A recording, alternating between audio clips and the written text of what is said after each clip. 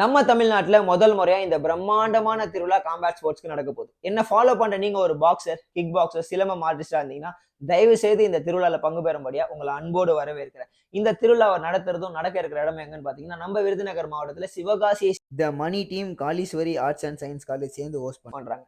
இந்த திருவிழா 2 நாள் நடக்க போகுது. June 29 and 30.